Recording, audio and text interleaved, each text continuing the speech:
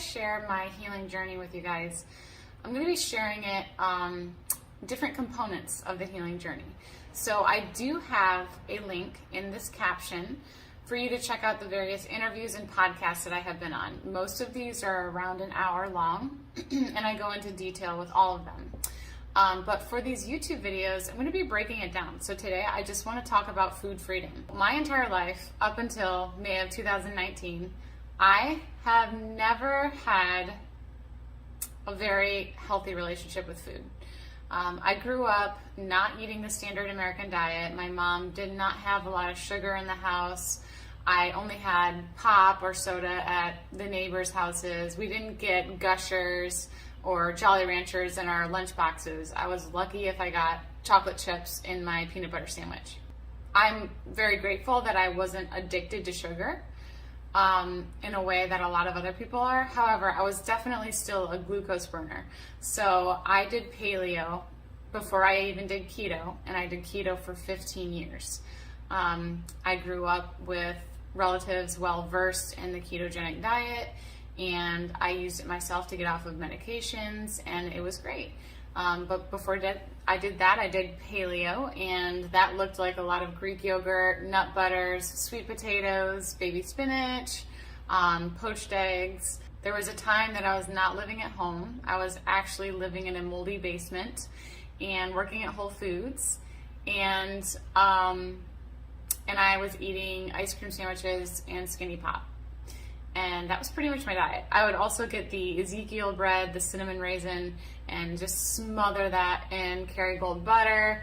I also would eat coconut milk ice cream for breakfast.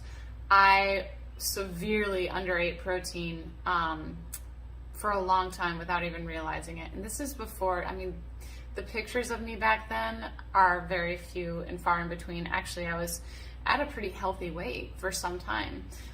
Even though I was under eating protein. So that was before the disease really took over and my gut was totally floxed. So food freedom has been a concept that I think is really just misconstrued for a lot of people. When we hear food freedom, I think a lot of people think, oh, well, I'm going to treat myself. I'm going to go get Krispy Kreme donuts and eat pizza once a week or multiple times a week. I'm going to eat all the junk food that I want all day, every day, anytime that I want, because I have food freedom. I am so much against that concept because the fact is the way that we eat affects us physiologically, mentally, even emotionally. And most of our food in the grocery store has been adulterated by seed oils, added sugars, chemicals, and stripped of a lot of the nutrients that we need. If you look at the cereal aisle, how much protein is in cereal? Maybe 1-2 grams.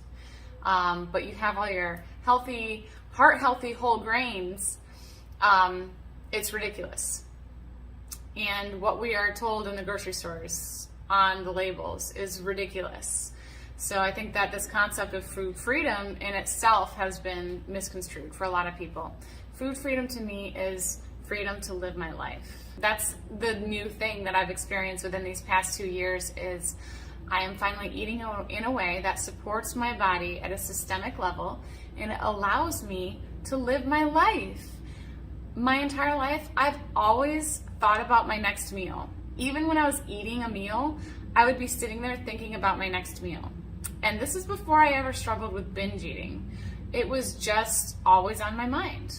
Food was very much, it was entertainment.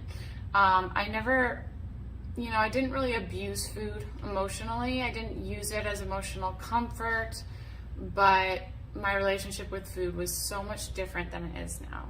I also have a brand newfound gratitude for where my food comes from. So I pay extra money. I seek out local farmers, Billy Doe Meats. I found them through eatwild.com. I will put that website in the caption. It's a great resource if you just want to find a local butcher or farmer. That's how I found Billy Doe Meats.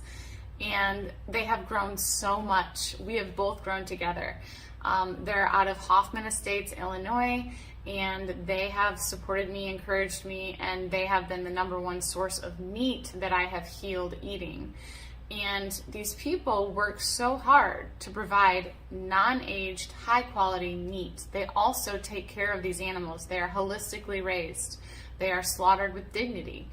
So this is halal meat, and it's entirely different than the way that most animals are treated these days.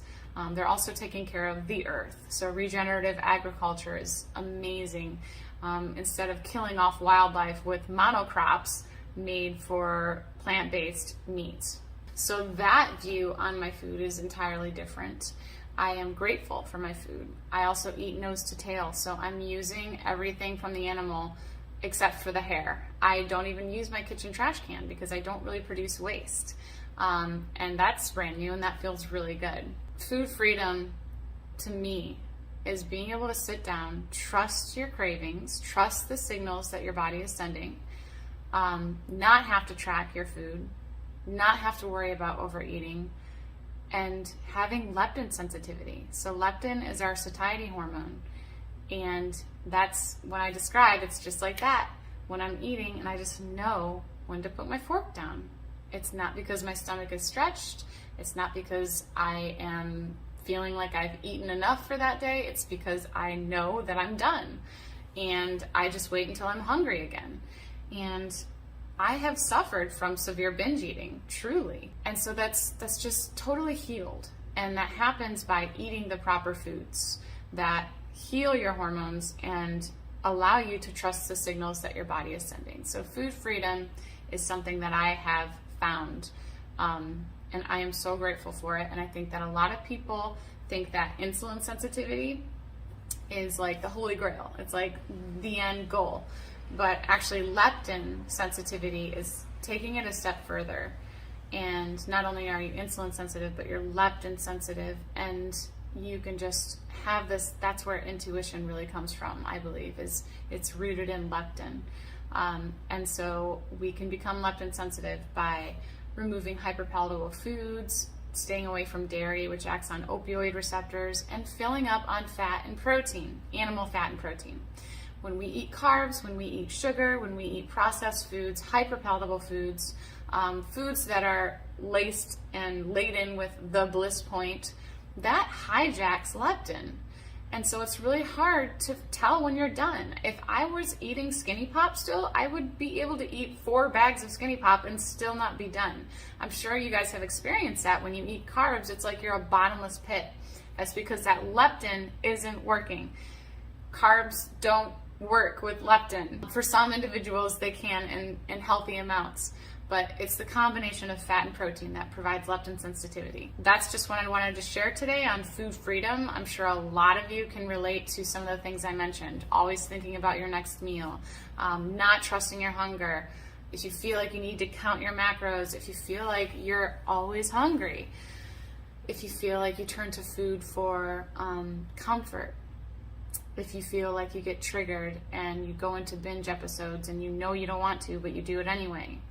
All of that can be healed and reversed. It has been in me, and it has been for many of my clients. So that's it for today. I hope that you guys continue in your striving for health and true food freedom.